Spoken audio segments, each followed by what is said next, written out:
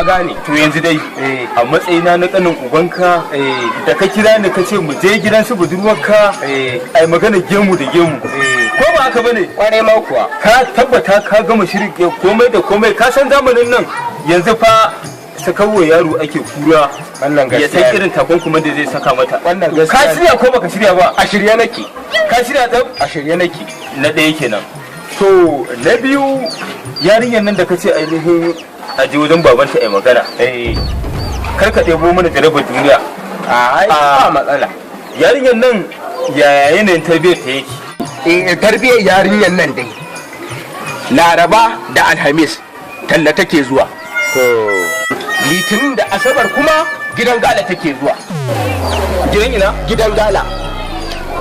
To shi ne ka tarkato mana ita ka kawo mana cikin dangin mu ka kawo mana jarabar duniya? To ai ka rasa wanda za ka kawo sai yan rawar banjo?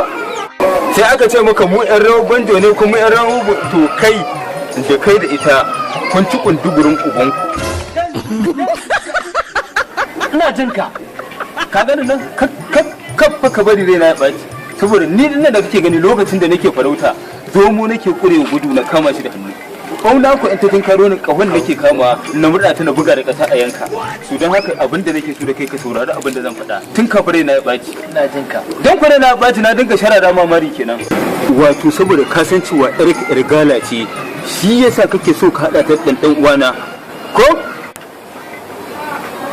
Ni za ka gaya nan magana? An gaya ma. Kai da kake faɗa wannan kake cewa watan ƴar gala ce to ɗan kama ɗan gala ne. Ɗan kama ɗan gala ne. A can gurin gala su suka haɗu. A can suka haɗu. Kai an gurin gala kai zan kwakwaɗa ma mari fa. Kai ni za ka rashin mutunci? Zan kifa ma mari fa. Kai alkur'an zan yarfa ma. Ni za ka ni layi lazi yarfa mu gani. Kai